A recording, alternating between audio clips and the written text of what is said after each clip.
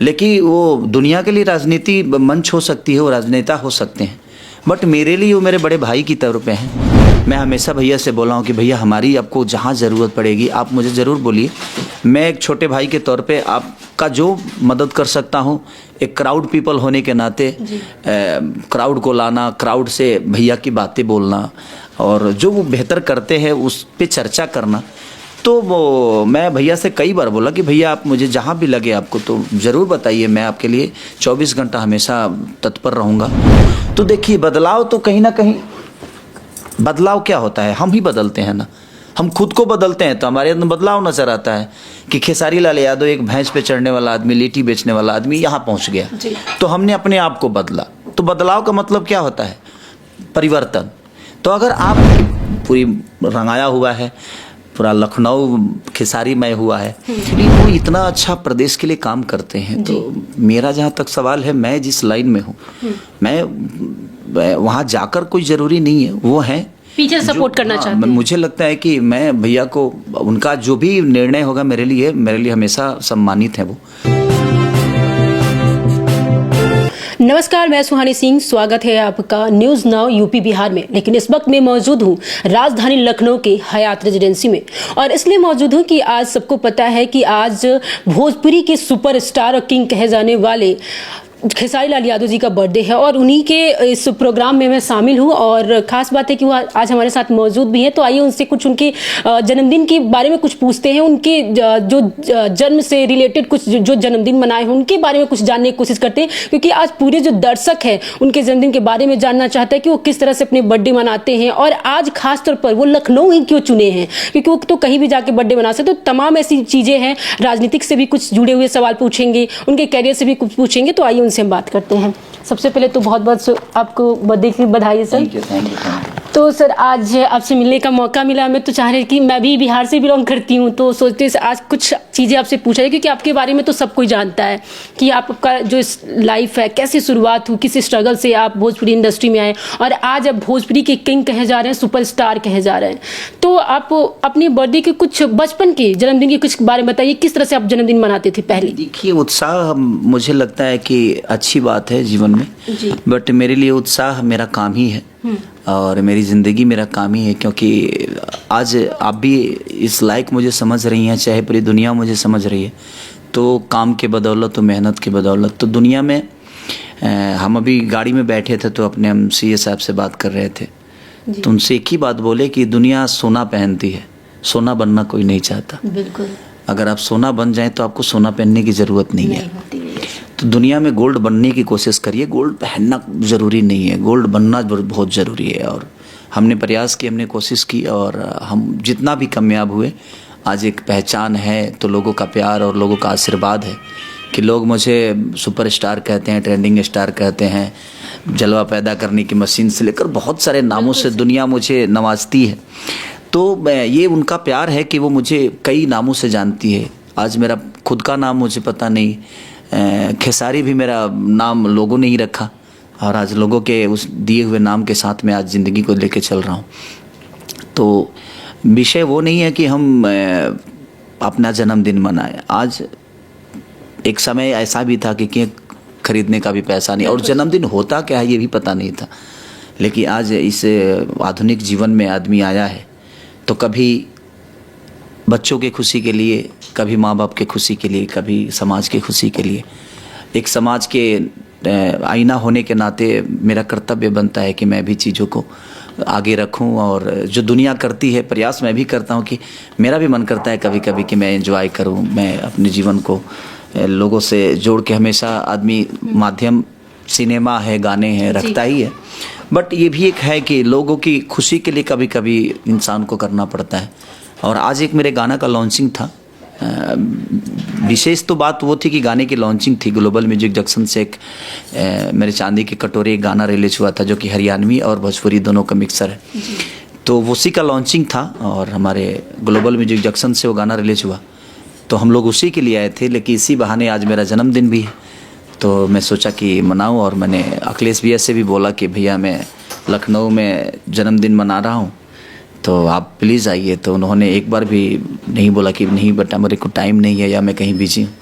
उन्होंने बोला कि बिल्कुल आऊँगा मैं, और कल होली भी उन्होंने खेला अपने गांव में, उसके बावजूद वो जन्मदिन के लिए प्रयास मुझे किए। इसी बात पे चर्चा करना है, क्योंकि सिर्फ मैं ही इस पे चर्चा नहीं करना चाहती, लोग जानना चाहते हैं कि आखिर अखिलेश यादव जी से आपका जो ये बार बार आप मिल रहे हैं उनसे क्या है, कुछ फिर आप भी राजनीतिक में अपने कदम रखने वाले हैं क्या? क्योंकि ये हाल में देखा जा रहा है कि जो बिहार विधानसभा चुनाव होने वाला है उसमें पवन जी फिर से वो जा रहा है, कराकट से कहा जा रहा है कि वो फिर से चुनाव, तो क्या आप भी 2027 के विधानसभा चुनाव में अखिलेश जी के साथ, क्या ऐसी बात है? क्योंकि देखिए यूपी के राजनीति में बात तो चर्चाएं तो शुरू हो गई है, क्योंकि लगातार आप मिल रहे हैं, आपके बर्थडे पे भी वो आ रहे हैं, तो ये सब चीजें लाजमी है कि बात तो उठेगी।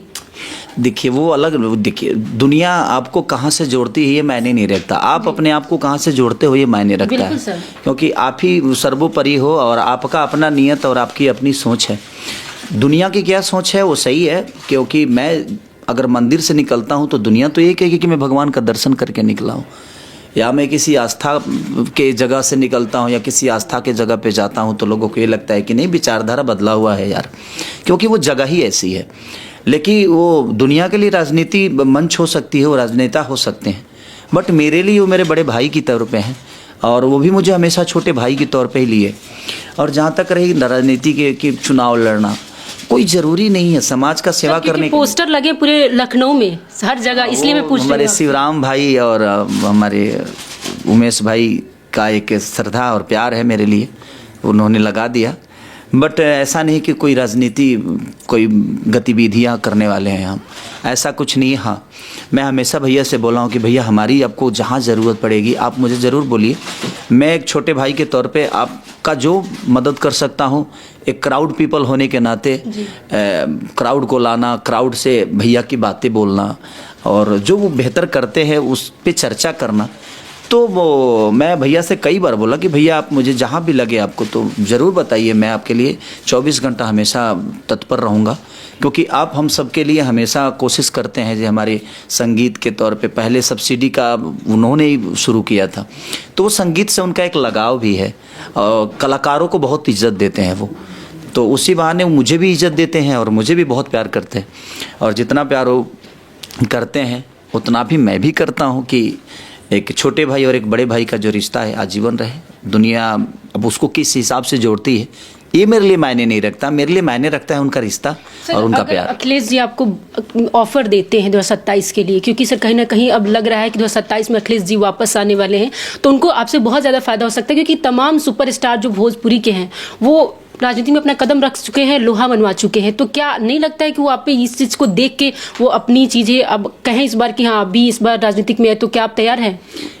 एक्चुअली वो इतना अच्छा प्रदेश के लिए काम करते हैं, तो मेरा जहाँ तक सवाल है, मैं जिस लाइन में हूँ मैं वहाँ जाकर कोई ज़रूरी नहीं है, वो है पीछे सपोर्ट करना चाहते हैं। मुझे लगता है कि मैं भैया को उनका जो भी निर्णय होगा मेरे लिए हमेशा सम्मानित है वो, बट विषय वो नहीं है। मेरे कहने का मतलब कि संगीत में मैं उनको बड़ा हमेशा देखना चाहता हूँ कि भैया मेरे राज्य के जिस तरह मुखिया पहले रहे हैं वो कल भी रहे, और संगीत के तौर पे और एक इंटरटेन में क्या वो हेल्प कर सकते हैं।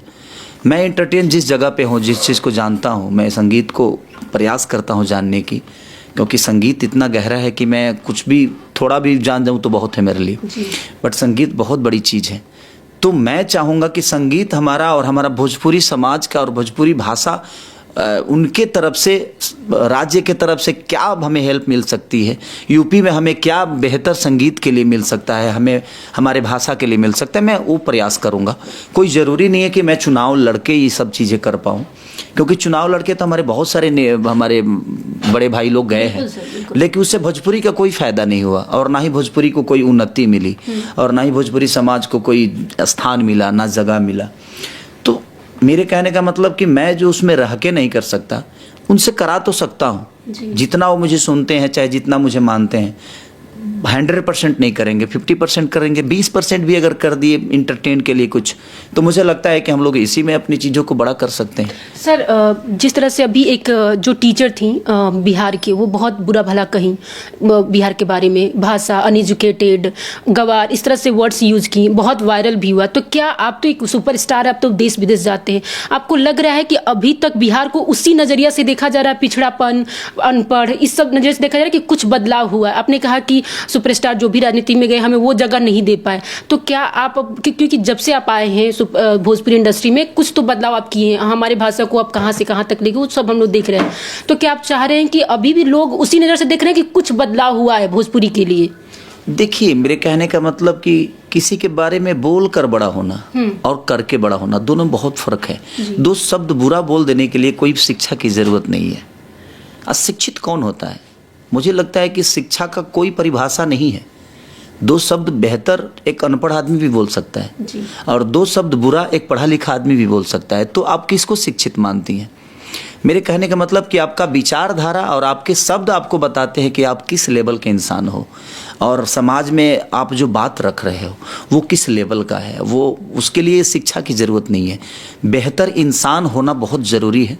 अगर आप बी पॉजिटिव सोचते हो, हमेशा आपके बारे में अगर मैं बेहतर सोचता हूँ तो आपके लिए मेरे नज़र में कभी बुरा नहीं आएगा, हमेशा अच्छा ही शब्द आएगा। लेकिन मैं आपके लिए बुरा सोचता हूँ तो मैं चाह के भी आपके लिए बेहतर नहीं बोल पाऊंगा। तो उस मैडम के मन में पता नहीं क्या था, हो सकता है ये पिछली चीजें। बदलाव हुआ है आपको लग रहा है सारे? देखिए, हर दिन बदलाव हुआ है। पहले लोग धोती कुर्ता पहनते थे, आज हमारे गांव के बुजुर्ग पैंट शर्ट पहनने लगे भाई। तो बदलाव ही तो है। पहले हमारे यहाँ की औरतें यहाँ तक ब्लाउज पहनती थी, लेकिन आजकल तो लोग हाफ पहनने लगे। तो बदलाव तो हर जगह हुआ है। पहले की महिलाएं साड़ी और सलवार सूट पहनती थी, आजकल लड़कियां जींस पैंट टी शर्ट पहन रही हैं। तो देखिए, बदलाव तो कहीं ना कहीं, बदलाव क्या होता है? हम ही बदलते हैं ना। हम खुद को बदलते हैं तो हमारे अंदर बदलाव नजर आता है कि खेसारी लाल यादव एक भैंस पे चढ़ने वाला आदमी, लिट्टी बेचने वाला आदमी यहाँ पहुँच गया, तो हमने अपने आप को बदला। तो बदलाव का मतलब क्या होता है? परिवर्तन। तो अगर आप अपने आप में परिवर्तन कर लिए तो हर आदमी अगर उस राज्य को अपना समझे, हमारे कहने का मतलब कि जब तक हम अपने बच्चे को सही नहीं बोलेंगे समाज कैसे उसको सही बोलेगा? तो हमारे बिहार में ऐसा है कि बिहार के नेता लोग ही किसी को बुरा बनाने के लिए जंगल राज बना दिया। जंगल राज कब था? ठीक है, हर आदमी का प्रवेश, जब आपके हाथ में कुछ मिलती है तो थोड़ा बहुत सुधार करते हैं। चीज़ें इतनी बिगड़ी होती है कि तत्काल किसी चीज़ का इलाज नहीं हो सकता है। तत्काल भूख को मिटाया जा सकता है, बट मुझे लगता है कि अगर भूख बहुत बड़ी है तो तत्काल वो भूख भी नहीं मिटेगी। और एक आदमी का भूख मिटा देंगे ना, भूख तो मुझे लगता है कि पूरे बिहार की है, पूरी बिहार परेशान है। अगर एक आदमी परेशान है तो किसी की परेशानी आप सॉल्व कर सकते हैं, बट पूरे बिहार जब परेशान है तो इतना जल्दी तो वो सॉल्व नहीं होगा। तो धीरे धीरे चीज़ें तो सॉल्व हो रही है। लेकिन हाँ, हमने बिहार को इतना जंगल राज बोल दिया, हमारे नेता लोग ही इतने जंगल राज बोल दिए, इतने जंगल राज बोल दिए कि बाहर के लोगों को ये जब सुनाई दिया, जैसे कि आज भोजपुरी के बारे में लोग बोलते हैं कि अश्लीलता है, अश्लीलता है। इतना हम अश्लील अपने भाषा को ही बोल दिए कि अब बाहर के लोग भी इसको सोचते हैं कि अश्लील ही है यार, ये सही नहीं है। तो हमारे घर के लोग ही हमें अपनी भाषा को बदनाम कर दिए। कैसे अवेयर करेंगे इससे? अब धीरे धीरे चीजें सुधरेगी जब सब लोग पढ़े लिखे लोग आएंगे, चीजों को समझेंगे। और मैंने क्या बोला कि पढ़ा लिखा होना जरूरी नहीं है, बेहतर इंसान बनना बहुत जरूरी है। जब आप बेहतर इंसान नहीं बनिएगा ना, तो मैंने क्या बोला कि एक अनपढ़ आदमी भी दो बातें अच्छा बोल देता है, एक पढ़ा लिखा आदमी भी दो बातें बुरी बोल जाता है। इसका मतलब ये नहीं कि वो अनशिक्षित है, उसके पास शिक्षा नहीं है। बट मेरे कहने का मतलब विचारधारा से आपकी व्यवहारिकता, आपकी आचरण समझ में आती है कि आपका विचारधारा किस लेवल पे है और कितने लोगों को प्यार में रख पा रहा है वो। तो मैंने क्या बोला कि जो बोल के बड़ा होता है, और दो शब्द गंदा बोलने के लिए शिक्षा की जरूरत तो नहीं है। खेसारी के बारे में दो शब्द अगर गंदा बोलना हो तो इसमें कौन सी शिक्षा और कौन सी पढ़ाई की जरूरत है?